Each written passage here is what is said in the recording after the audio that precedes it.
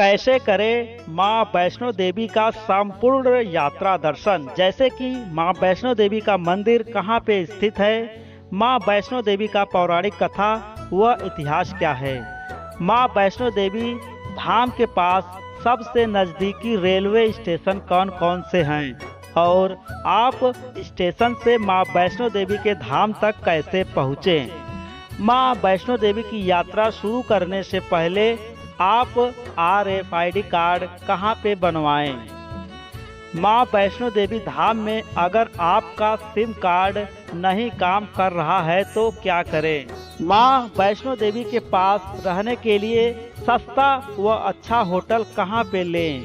मां वैष्णो देवी भवन तक जाने के लिए घोड़े, पालकी, बच्चों के लिए पिट्ठू, रोपवे व हेलीकॉप्टर से जाने में टोटल कितना खर्चा आएगा।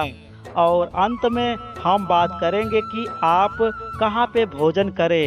नमस्कार, मैं हूं अजय और आप देख रहे हैं हमारा YouTube चैनल आस्था नेचर। भारत में ऐसे कई पौराणिक जगह जिनके बारे में आप जानते ना हो, इन सब जुड़े रहस्यों को जानने के लिए हमारे इस चैनल को अभी सब्सक्राइब करें और साथ में दिए गए बेल आइकन को जरूर प्रेस कर लें।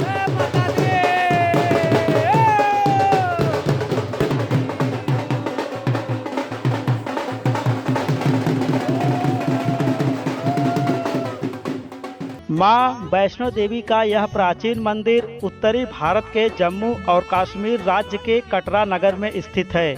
यह माता रानी का प्राचीन मंदिर एक विशालकाय ऊंचे त्रिकुटा पर्वत के 5200 फीट की ऊंचाई पे मौजूद है। पौराणिक कथाओं के अनुसार जब भगवान शिव की पत्नी सती ने अपने पिता दक्षराज प्रजापति के यज्ञ में आत्मदाह कर लिया तो भगवान शिव क्रोधित हो गए और उन्होंने अपना त्रिशूल फेंका। वैष्णो देवी में माता सती का खंड स्थल यानी कि कनपटी गिरा था।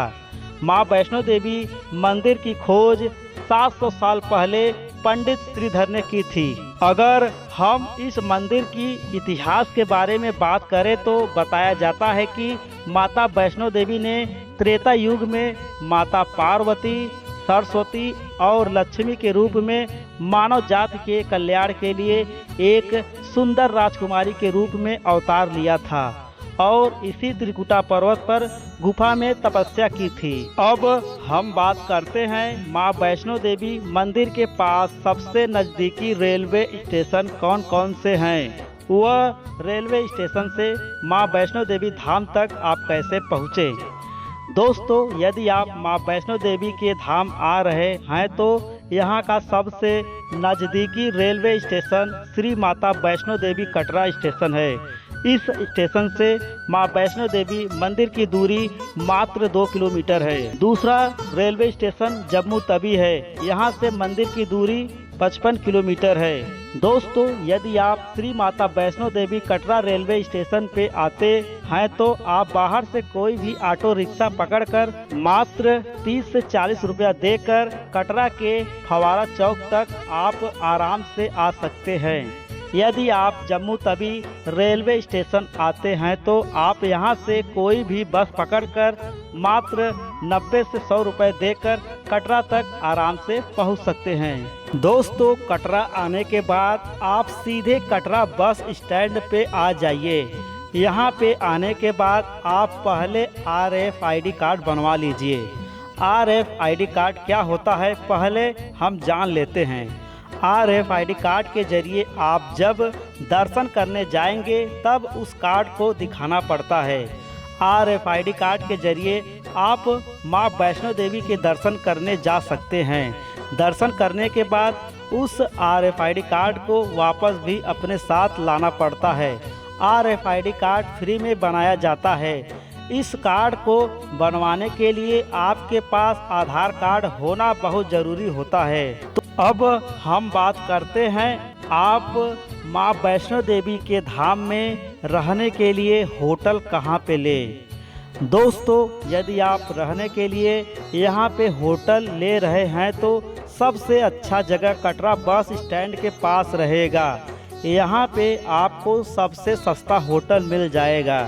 अगर आप 10 से 15 लोग हैं तो आपको यहाँ पे 2,000 रुपए में रूम आराम से मिल जाएगा। यदि आप 3 से 5 लोग हैं तो 700-800 रुपए के बीच में भी होटल यहाँ पे आपको देखने को मिल जाएगा।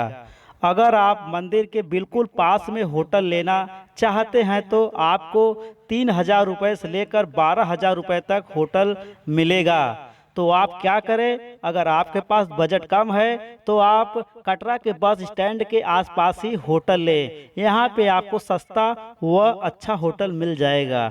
दोस्तों, अब हम बात करते हैं माँ वैष्णो देवी के भवन के पास आप कौन सा सिम कार्ड यूज कर सकते हैं। यदि आप अपने साथ अपने घर से किसी भी कंपनी का सिम लेकर जाते हैं, वहाँ पे बंद हो जाता है या नेटवर्क नहीं रहता है, तो आपको क्या करना चाहिए, आइए जानते हैं। तो एक अहम जानकारी आपको देते हैं कि जब आप जम्मू कश्मीर आते हैं यानी श्री माता वैष्णो देवी का दर्शन करने के लिए आते हैं तो आपका जो नेटवर्क होता है वो नेटवर्क गायब हो जाता है, कोई भी नेटवर्क आपका काम नहीं करता है। तो उसके लिए मैं आपको बता दूं कि जैसे आप देखेंगे यहाँ पे दोस्तों एयरटेल का छाता लगा कर रखी हुई है, यात्री सिम लिखा हुआ है, तो यहाँ पाएंगे आपको 350-400 रुपए में कश्मीर का न्यू सिम कार्ड मिल जाता है। सिर्फ यहाँ आपको आधार कार्ड देना होता है, तो आधार कार्ड के माध्यम से आपको नया सिम कार्ड वगैरह मिल जाएगा।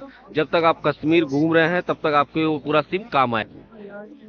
यहाँ देखिए सिम कार्ड वगैरह मिल जाता है, सारा कुछ जो है ये लोग भैया लोग हैं, सारा सिम कार्ड इन लोगों को मिल जाता है, सिर्फ आधार कार्ड ही देना होता है यहाँ पे।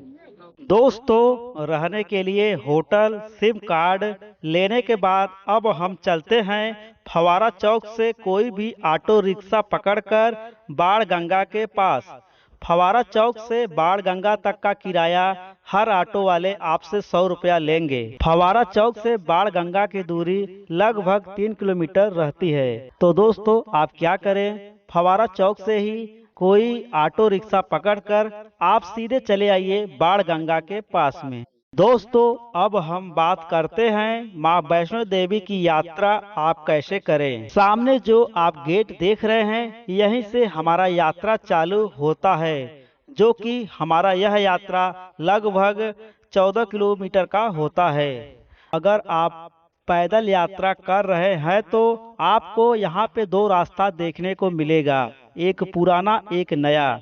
तो आप क्या करें, आप पुराने रास्ते से माँ के भवन तक जाएं, क्योंकि इस रास्ते से नज़ारा काफ़ी चहल पहल रहता है और पैदल चढ़ाई करते समय आपको काफ़ी अच्छा लगेगा और आप किसी भी प्रकार से बेचैनी महसूस नहीं करेंगे।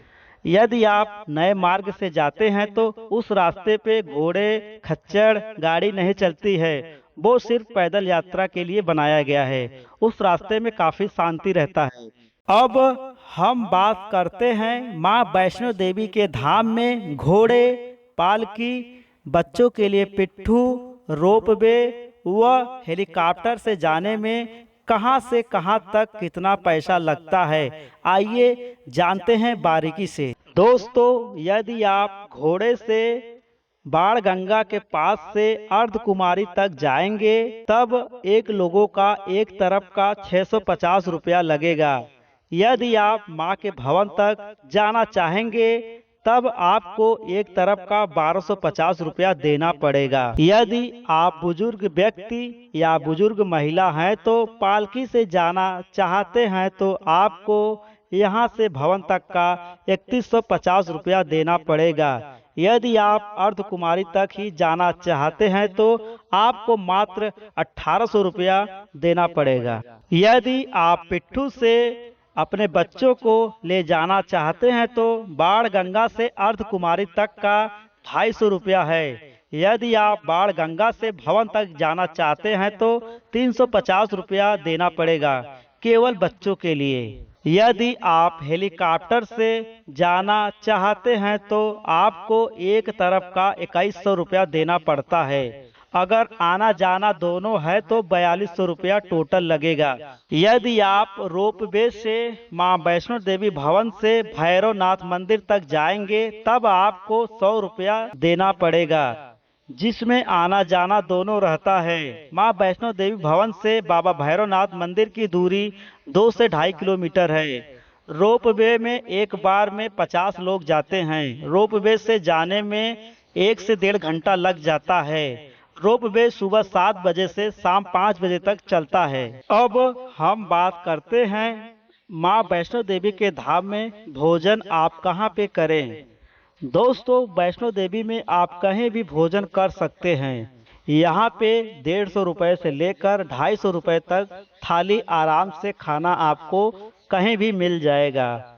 दोस्तों, माँ वैष्णो देवी धाम आने का सबसे बढ़िया समय अक्टूबर से जून तक का होता है। यदि आपको माँ वैष्णो देवी धाम से जुड़ी हर एक जानकारी अच्छा लगा हो तो मेरे इस वीडियो को लाइक और चैनल को सब्सक्राइब और कमेंट में जय माता दी लिखना ना भूले।